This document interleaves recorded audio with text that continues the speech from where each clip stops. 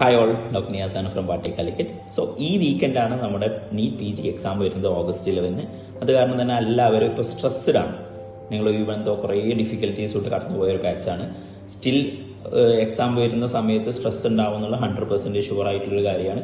So അതങ്ങനെ manage ചെയ്യാന്നുള്ളതാണ് നമ്മൾ ഈ വീഡിയോയിൽ നോക്കുന്നത്. ഒരു 5 സജഷൻ എൻ്റെ സൈഡിൽ നിന്ന് സജസ്റ്റ് ചെയ്യുന്നുണ്ട് ഈ വീഡിയോയിൽ. സോ നമുക്ക് കണ്ടന്റിലേക്ക് മൂവ് ചെയ്യാം. ഒന്നാമത്തെ കാര്യം, സ്ട്രെസ് എന്നുള്ളത് നമുക്ക് മാനേജ് ചെയ്യാനേ പറ്റുള്ളൂ, അവോയ്ഡ് ചെയ്യാൻ പറ്റില്ല. സ്ട്രെസ് എങ്ങനെ അവോയ്ഡ് ചെയ്യാന്നൊക്കെ ചോദിക്കുന്ന ആളുകളുണ്ട്. ഒരിക്കലുമില്ല.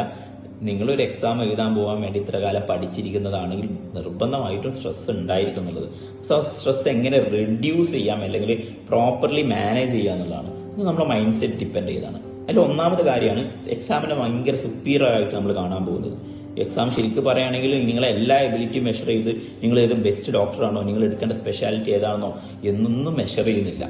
അതൊരു എന്താ പറയുക, നമ്മുടെ ഒരു പെർട്ടിക്കുലർ 1 or 2 or 3 എബിലിറ്റീസ് മാത്രം മെഷർ ചെയ്യുന്ന ഒരു ഇൻഫീരിയർ തിങ് ആണ്. ഇത്ര കാലം നമ്മൾ എക്സാം ഭയങ്കര സംഭവമാണ്, അത് നിങ്ങൾ ലൈഫ് ചേഞ്ചിങ് എന്നൊക്കെ പറഞ്ഞിട്ടുണ്ടാവും. അത് നിങ്ങൾ മടിച്ചിരുന്ന് പഠിക്കാൻ വേണ്ടിയിട്ടാണ്, മടിച്ചിരുന്ന് വെറുതെ ഇരിക്കാണ്ട് പഠിക്കാൻ വേണ്ടി പറഞ്ഞ കാര്യങ്ങളാണ്.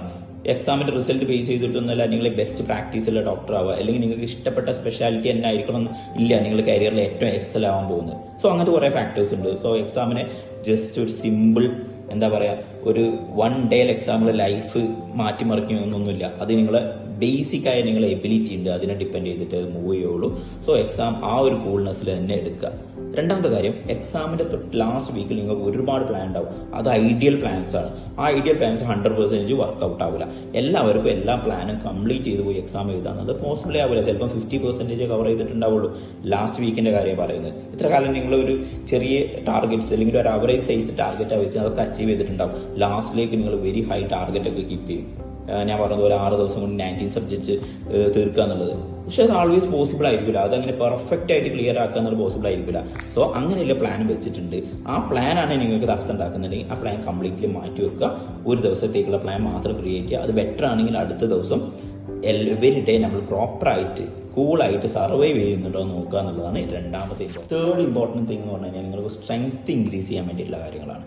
മെന്റൽ സ്ട്രെങ്ത് എങ്ങനെ ഇൻക്രീസ് ചെയ്യുമെന്ന് പറഞ്ഞു കഴിഞ്ഞാൽ വളരെ കോമഡിയിൽ പറയുകയാണെങ്കിൽ നിങ്ങൾ ചെറുപ്പത്തിൽ ആരെങ്കിലും സഹായിച്ച കാര്യങ്ങളോ നിങ്ങൾ ചെയ്ത എന്തെങ്കിലും നന്മകളൊക്കെ ആലോചിക്കുക എന്നുള്ളതാണ്. ഇനി അതൊന്നും പറ്റിയിട്ടില്ലാത്ത ചൈൽഡിഷ് ആവണമെന്നൊന്നുമില്ല.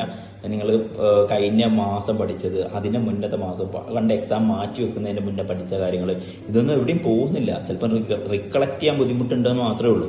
സോ ഈ എക്സ്പീരിയൻസ് ഒക്കെ നിങ്ങളുടെ ഉള്ളിൽ തന്നെ നിൽക്കുന്നുണ്ട്. നിങ്ങൾ ഫൈനൽ ഇയർ MBBSന്റെ സമയത്ത് നന്നായി പഠിച്ചത്, അന്ന് ഉഴപ്പിയിട്ടുള്ള സംഭവങ്ങളൊക്കെ ഉണ്ടാവും. പക്ഷേ അങ്ങനെയുള്ള സിറ്റുവേഷൻസ് ഒന്നും, ബാഡ് ആയിട്ടുള്ള തിങ്സ് ഒന്നും ആലോചിക്കരുത്. എവരി ഗുഡ് തിങ്സ് മുന്നിലേക്ക് കൊണ്ടുവരാം.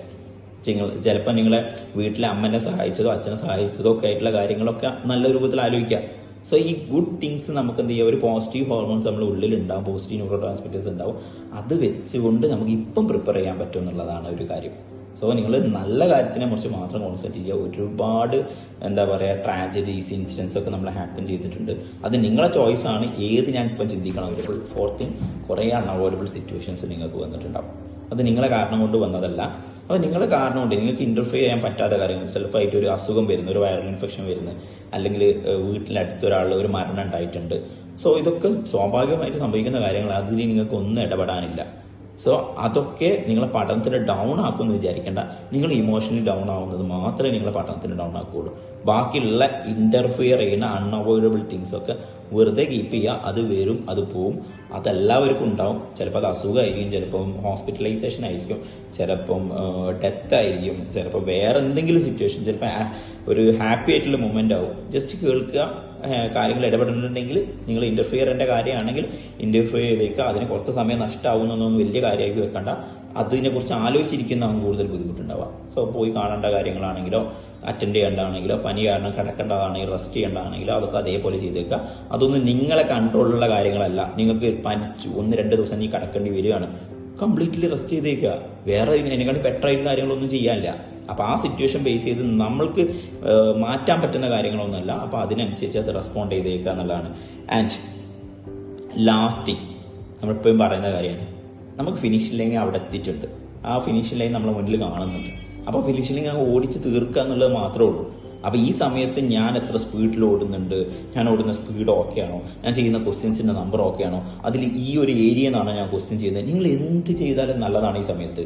ആക്ച്വലി സ്റ്റഡി റിലേറ്റഡ് ആയിട്ടുള്ള നിങ്ങൾ എന്ത് ആക്ടിവിറ്റി ചെയ്തു കഴിഞ്ഞാലും അത് നിങ്ങൾക്ക് പോസിറ്റീവ് ബെനിഫിറ്റ് ഉണ്ടാക്കുക. പക്ഷെ അത് ബാക്കിയുള്ളവരായിട്ട് കമ്പയർ ചെയ്ത്, കാരണം കമ്പയർ ചെയ്യേണ്ട സമയമല്ല ഇപ്പോൾ.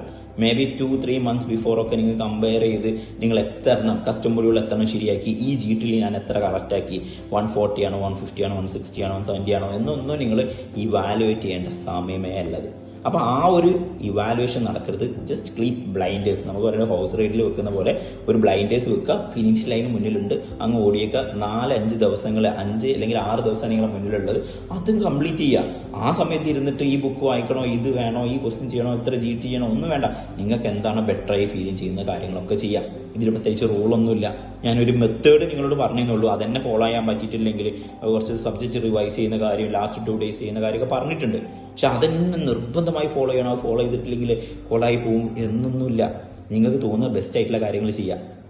കാരണം ഈ സമയത്ത് നിന്നുകൊണ്ട് ഏറ്റവും ബുദ്ധിമുട്ടുണ്ടാക്കുന്നത് ഈ കമ്പാരിസൺസ് ആണ്. ഞാൻ ഇവിടെ എത്തിയിട്ടുള്ളൂ, ഈ മാർക്ക് അവിടെ എത്തോ, ഈ മാർക്ക് ഇവിടെ എത്തോ, ഇതൊന്നുമില്ല. ഇത് നിങ്ങൾ എത്തിച്ച് കാണിച്ചു തന്നാലേ എത്തും.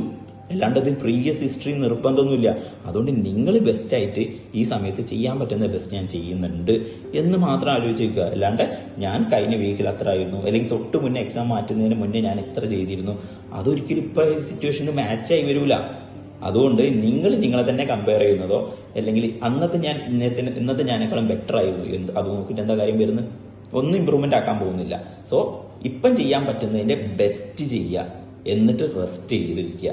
അല്ലാണ്ട് കമ്പാരിസൺസ് എന്ന് പറഞ്ഞ സാധനം ഒരിക്കലും കൊണ്ടുവരും. തൊട്ടടുത്തുള്ളൊരു കമ്പാരിസൺസ്, എൻ്റെ മാർക്കായിട്ട് കമ്പാരിസൺ, എൻ്റെ ഡ്രീമിൽ എൻ്റെ എക്സ്പെക്ടേഷനിലുള്ള മാർക്കായിട്ട് ഇപ്പോൾ എത്ര മാർക്ക് എത്തി, ഇതൊന്നും വേണ്ട. ഒക്കെ മായ്ച്ചു കളയും. ഇപ്പോൾ ഒന്നും വേണ്ട.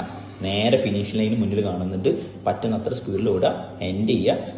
August 11 കഴിഞ്ഞിട്ട് ബാക്കി കാര്യങ്ങളൊക്കെ ഡിസ്കസ് ചെയ്യാം. അപ്പോൾ എല്ലാവർക്കും ഓൾ ദ വെരി ബെസ്റ്റ്. എന്തെങ്കിലും ഇഷ്യൂസ് നിങ്ങൾ ഫേസ് ചെയ്യുന്നുണ്ടെങ്കിൽ വീഡിയോൻ്റെ താഴെ കമൻറ്റ് ചെയ്യുക. അത് റിലേറ്റഡ് ആയിട്ട് എന്തെങ്കിലും ഇൻസിഡൻസോ അല്ലെങ്കിൽ എന്താ പറയുക ഒബ്സർവേഷൻസോ ഒക്കെ ഷെയർ ചെയ്യാൻ പറ്റുന്നുണ്ടെങ്കിൽ അടുത്ത വീഡിയോയിൽ ഷെയർ ചെയ്യാം. അപ്പോൾ എല്ലാവരും എക്സാം ഉഷാറാക്കി ചെയ്താൽ ഈ 5 പോയിന്റുകൾ ഒന്ന് എന്തായാലും ഓർത്ത് വെച്ചിരിക്കുക. നിങ്ങൾ എക്സാം ഓവർ സീരിയസ് ആയി കാണരുത്. പിന്നെ നിങ്ങൾ എന്ത് ചെയ്യുക, കുറേ പ്ലാൻസ് കീപ്പ് ചെയ്യേണ്ടതൊക്കെ പ്ലാൻസ് ഒക്കെ കട്ട് ഷോർട്ട് ചെയ്യുക. ചെറിയ ചെറിയ പ്ലാൻസും ചെറിയ ടാർഗറ്റൊക്കെ വെച്ച് കഴിഞ്ഞാൽ നല്ലതാണ്. ആൻഡ് നല്ല നല്ല കാര്യത്തിനെ കുറിച്ച് മാത്രം ആലോചിക്കുക. പോസിറ്റീവ് എനർജി തരുന്ന മാത്രം കാര്യങ്ങൾ മാത്രം ആലോചിക്കുക എന്നുള്ളതാണ് ഏറ്റവും ഇമ്പോർട്ടൻ്റ് ആണ്. അത് പെട്ടെന്ന് കഴിയൊന്നുമില്ല. ഈവൻ ഞാൻ കുറേ ട്രൈ ചെയ്തതാണ്, പക്ഷെ പോസിബിൾ ആയിരിക്കില്ല, കയറി വരും. സ്റ്റിൽ പോസിബിൾ ആയിട്ടുള്ള ഗുഡ് തിങ്സ് മാത്രം ആലോചിക്കുക. ആൻഡ് അൺഅവോയ്ഡബിൾ സിറ്റുവേഷൻസ് ഒരുപാട് ഉണ്ടാവും. അത് നിങ്ങളെ എൻ്റെ ഒന്നും കൺട്രോളുള്ളതല്ല. അത് ഫേസ് ചെയ്യുക, മാറ്റി വെക്കുക, ഫേസ് ചെയ്യുക, മാറ്റി വെക്കുക, അത്രയേ ഉള്ളൂ. പിന്നെ ബ്ലൈൻഡേഴ്സ് കീപ്പ് ചെയ്യുക, കമ്പയർ ചെയ്ത് മുന്നോട്ട് പോവുക.